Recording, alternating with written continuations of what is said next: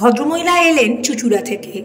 ওনার laser treatment করেছিলেন উনি পিগমেন্টেশনের জন্য, কিন্তু যেটা হয় লেজারের যে সাইড এফেক্টটা অনেক সময় হতে পারে, পোস্ট ইনফ্ল্যামেটরি হাইপার পিগমেন্টেশনের শিকার হয়েছেন উনি।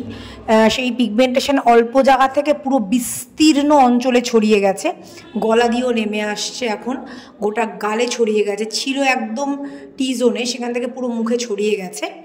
তো এটা লেজারের সাইড এফেক্টে এটা হতে পারে অনেক ক্ষেত্রেই।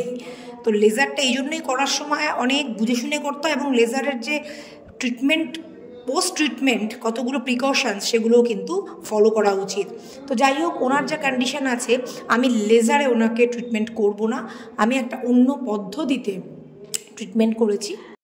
এই যে ট্রিটমেন্টের পর এবার দেখো, স্কিন তো ব্রাইট হয়েছেই, ব্রাইটেন আপ তো হয়ই সমস্ত সেশনেই, কিন্তু পিগমেন্টেশনটা কিন্তু লাইটার হয়েছে, ডিপ ব্রাউন থেকে লাইট ব্রাউনে এসছে, এবং গলার যে পিগমেন্টেশনগুলো ছিল এটা অনেকটা লাইটার হয়েছে।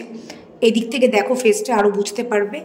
অ্যান্ড এত দূর থেকে ওনার আশাটা আমি মনে হচ্ছে সার্থক, এবং যত সেশন এগোতে থাকবে তত কিন্তু এটা ধীরে ধীরে ওনার ঠিক হতে হবে। এবং এটা আমি সবসময় বলবো, পিগমেন্টেশনের ট্রিটমেন্টে ধৈর্যটা ধরতেই হবে, কারণ এটা রাবার দিয়ে তুলে দেওয়া যাবে না একটা সিটিংয়ে। সো ধৈর্য ধরে থাকলে কিন্তু আমরা অবশ্যই এই ধরনের কঠিন কেসগুলোতেও ভালো রেজাল্টস পাবো। যারা সঙ্গে ছিলেন, দেখলেন, যারা এত ভালোবাসা দিচ্ছেন আমার ভিডিওকে, থ্যাঙ্কস ফর ওয়াচিং। আর দয়া করে আপনারা না মেসেঞ্জারে মেসেজ করবেন না, আপনারা হোয়াটসঅ্যাপ করুন। হোয়াটসঅ্যাপ নাম্বারটা তো আমার প্রোফাইলটা সার্চ করলেই পেয়ে যাবেন। হোয়াটসঅ্যাপ করুন, আমি ঠিক সময় হলে 1 দিন 2 দিন বা 3 দিন পর হলেও আমি কিন্তু আপনাদের আনসার দিয়েই দেবো।